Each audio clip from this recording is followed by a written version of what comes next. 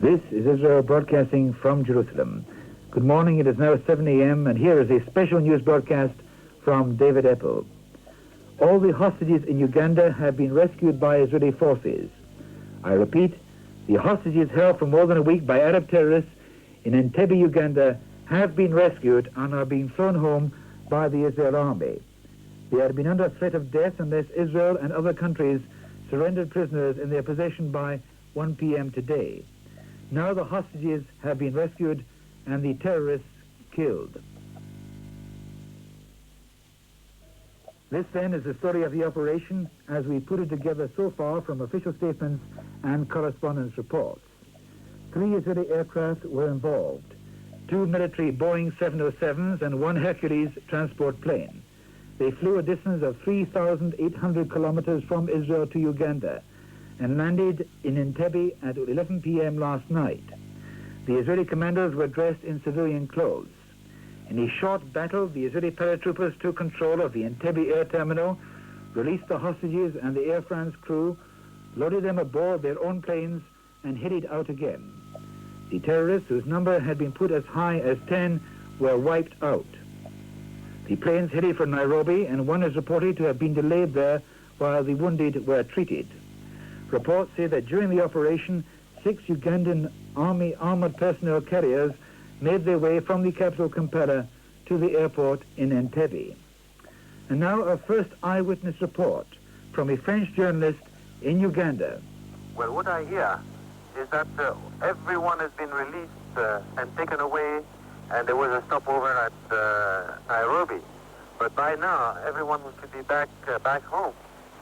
Did you manage to actually get to the airport? I went there, but I was careful enough to stop about 2 miles away, and by the time I reached there, everything was quiet. What can you describe? Can you describe what you saw at the airport? I didn't see anything because I was quite far. The thing is, at about 1:15 local time, which is 1:15 local time would be 22:15 GMT. As I was driving towards Entebbe, which is 40 kilometers south of Kampala, I heard a big explosion and I saw a flare in the sky. But I thought it might have been the French airliner standing there. But when I arrived at the position overlooking the airfield, I didn't see any sign of a fire, so I couldn't say. I think that the French airliner has not been damaged. Was there any indication at all that there were buildings on fire? Did you see smoke? Did you hear any explosions? I heard explosions there, as I said, but fires I didn't see. Did you hear any shooting at all? No, by the time I heard only one explosion, but I understand that there was shooting earlier on. What did people at the airport tell you when you arrived there? I didn't drive up to the airport because it was not really the time to go there.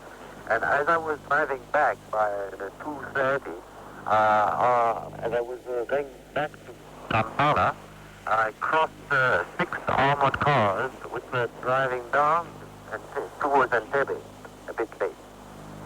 What is the situation in Uganda at the moment? Has there been any broadcast by Radio Uganda? Very quiet. The radio is going to broadcast now. And so far we've heard no word of that announcement from Radio Uganda, but we are monitoring our overseas service.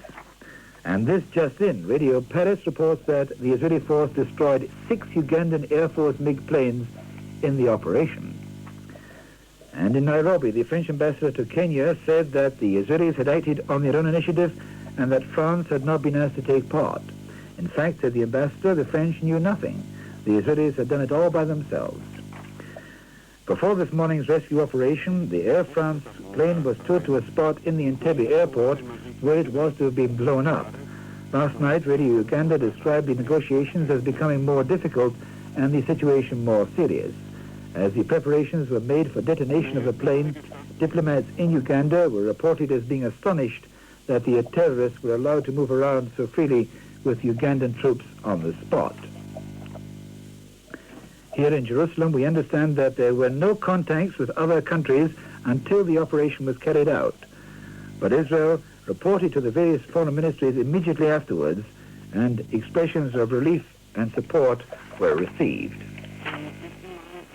The Israel cabinet will meet this morning to hear a report on the rescue operation. At 2 p.m., the Knesset Israel's parliament will go into a special session at the government's request in order to hear a special announcement by Prime Minister Yitzhak Rabin. Shortly before then, there will be a meeting of the Foreign Affairs and Defense Committee. On board the plane, when it was hijacked, were 140 hostages, 60 of them Israelis, 21 French, 10 with the dual nationality, and 12 Air France aircrew. As we broadcast, the hostages are on their way back to Israel and are due to land in just a few hours' time. Families of those hijacked are asked to make their way to the Yad Eliyahu Sports Stadium in Tel Aviv. From there, they will be driven to meet their relatives when they return later this morning. And now to the background of the hijacking, over to Svi Pentanovich. The Air France hijack drama began just 1 week ago when the plane was hijacked by terrorists who went aboard in Athens. Then began a shuttle from country to country, first to Benghazi in Libya, then to Entebbe in Uganda. It was in Entebbe that the terrorists threatened to blow up the plane and their hostages should 4 countries, Israel, West Germany, Switzerland and Kenya, fail to release prisoners. Most of the prisoners were in Israel, and they included figures such as Archbishop Capucci, who was sentenced for smuggling arms to terrorists in Israel, and Kozo Akamoto, the Japanese terrorist who took part in and was the sole survivor of the massacre at Lydda Airport. These and others were on the hijackers' list. Since the hijacking took place, the Israel cabinet has been in almost continuous session. Israel announced it was ready to negotiate, but not a word was leaked about the government's plan. It was assumed that Israel would free the terrorists. Meanwhile, most of the non-Israeli hostages were released in 2 groups and returned to Paris to tell of the fortitude of the Israelis forced to remain behind. For just under 1 week, they were forced to sit in the hot, disused transit building at Entebbe Airport as the terrorists, members of George Habash's Popular Front organization, held their lives to ransom. Details of their ordeal will only be known when they return to Israel in just a few hours' time. Thank you, Svi. And finally, a word about the role of Uganda's President Idi Amin in the entire affair. The London Sunday newspaper Observer quotes hostages released earlier in the week as saying that troops under Amin's orders supervised the sorting out of the Jewish and non-Jewish passengers. The Observer says the role of Amin had been a major difficulty in the negotiations, as he had showed himself a willing accomplice of the hijackers from the outset. Now, we hope to come back just before 7:15 with the latest news and a roundup as possible. Meanwhile, more news from Harry Segal. Radio Beirut reports fierce clashes in the Lebanese capital, but the Tel al-Zatar refugee camp, which had been the scene of the heaviest fighting of the civil war, was reported quiet. Yesterday, a PLO spokesman in Lebanon blamed Syria for Christian successes around the refugee camp. He claimed Syrian troops had tied down 8 or 9 battalions of terrorist and Lebanese Muslim troops, which might have broken the Christian siege. He threatened that if the camp fell, the terrorist war would be with Syria. Syria, meanwhile, has blamed Fatah for the fire at the office of the Syrian airline in Kuwait. And in Damascus, the Arab Foreign Ministerial Delegation, which was to have entered Lebanon to help implement a ceasefire, is to meet this morning. The Lebanese Christians have accused the foreign press of inaccurate reporting of the fighting. The charge was made by 3 Christian spokesmen at a press conference in Nicosia.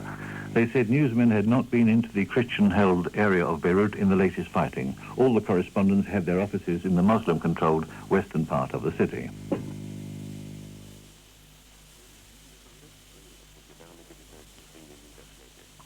American bicentennial celebrations have begun. In an opening speech, President Ford asserted that America's goals for the next 100 years must be increasing independence, privacy rights, and the creation of a safer international order.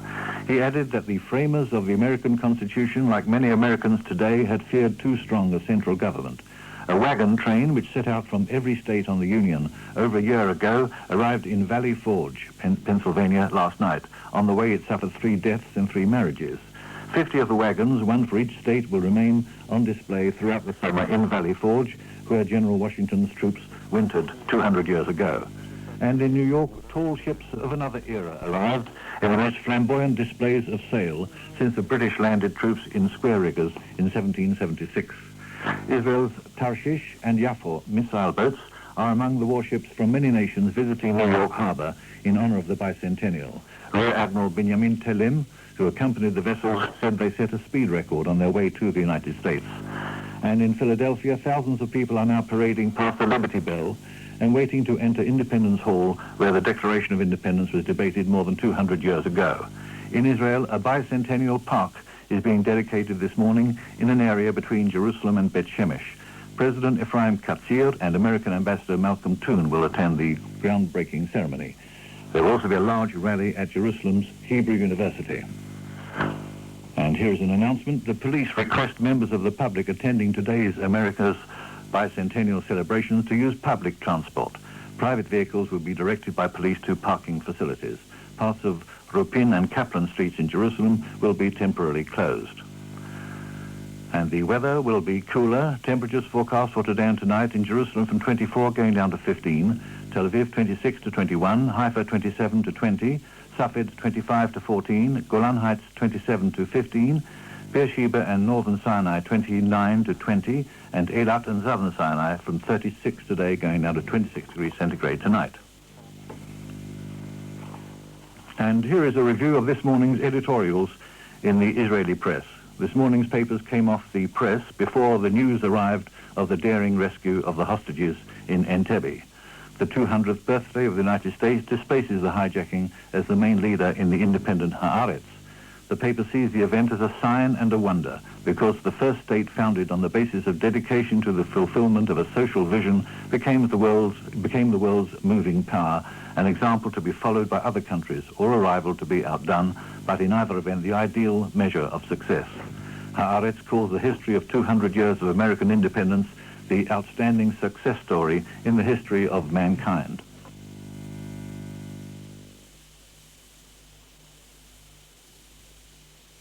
And now back to David Eppel.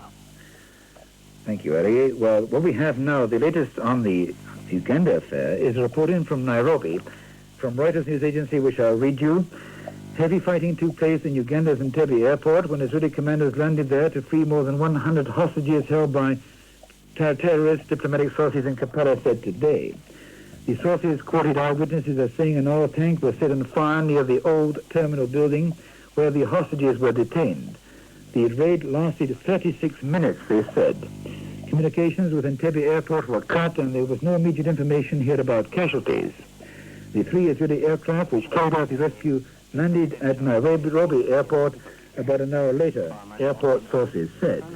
2 of the aircraft took off again almost immediately, and the 3rd left after 3 people aboard had been given medical attention. Now, to sum up what we know already, the hostages held for more than a week by Arab terrorists in Entebbe, Uganda, have been rescued and are being flown home by the Israel army. They had been under threat of death unless Israel and other countries surrendered prisoners in their possession by 1 p.m. today. Now hostages have been rescued and the terrorists killed. 3 Israeli aircraft were involved, 2 military Boeing 707s and 1 Hercules transport plane. They flew a distance of 3,800 kilometers from Israel to Uganda and landed in Entebbe at 11 p.m. last night. The Israeli commanders were dressed in civilian clothes. In a short battle, the Israeli paratroopers took control of the Entebbe air terminal, released hostages and the Air France crew, loaded them aboard their own planes and headed out again. The terrorists, whose number had been put as high as 10, were wiped out. The planes headed for Nairobi, and one, as we've heard, is reported to have been delayed there while wounded were treated. Reports say that during the operation, 6 Ugandan army personnel carriers made their way from the capital Kampala to the airport in Entebbe. Well, that's the latest on the hijacked drama so far. The next newscast in English is at 2 p.m. when we will have an up-to-date report and reports on the arrival back home of the hostages in Israel. They're due back in about 2 or 3 hours from now. Very good morning to you all.